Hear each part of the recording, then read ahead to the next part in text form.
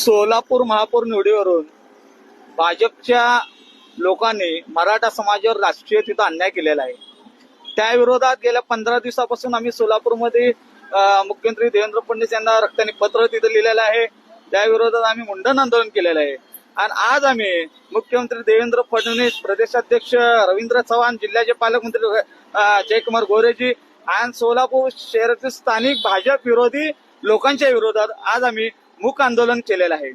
गेल्या 32 वर्षापासून सर्वच राजकीय पक्षांनी प्रत्येक समाजाला महापौर करून तिथं संधी दिलेली आहे.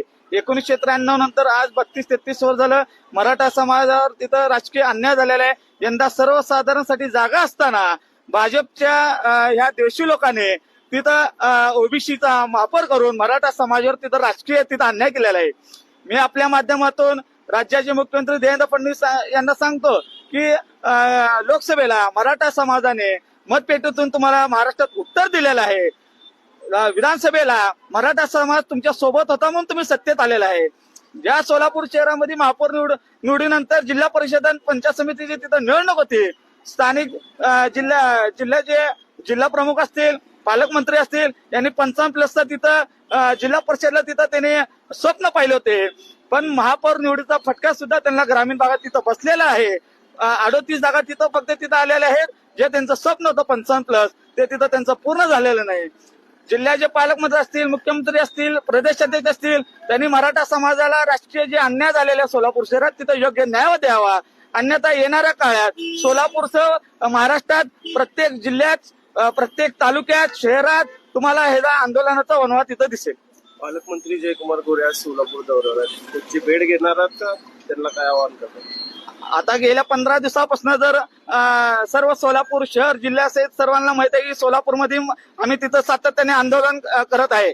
जिल्ह्याच्या पालकमंत्र्याला जर मराठा समाजाबाबतीत प्रेम असतील तर त्यांनी या बाबतीत योग्य निर्णय घेतील. जर आता जे महापौर तुम्ही निवडलेले आहेत, आमची मागणी आहे एक तर विनायक कुंडेल यांनी राजीनामा द्यावा, तिथं मराठा समाजाचा महापौर करावा, किंवा जे जिल्हा परिषदला जे अध्यक्ष आहे तिथं कुणबी मराठा म्हणून 2.5 वर्ष बसवा आणि उर्वरित 2.5 वर्ष महापौर हे मराठा समाजाला पण तिथं द्यावा.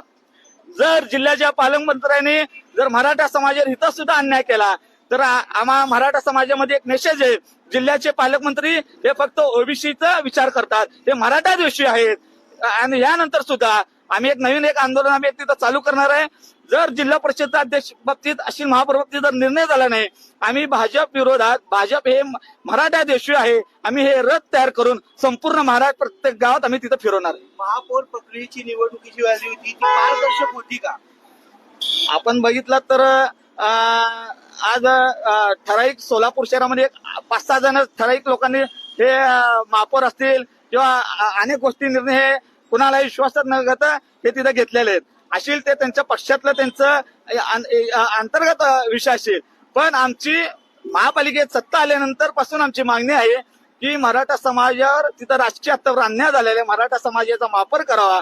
पण शहराध्यक्ष रोहिणी तडवळकर असतील, जिल्ह्याचे पालकमंत्री असतील, इथले आमदार असतील, ह्या लोकांनी मराठा समाज राजकीय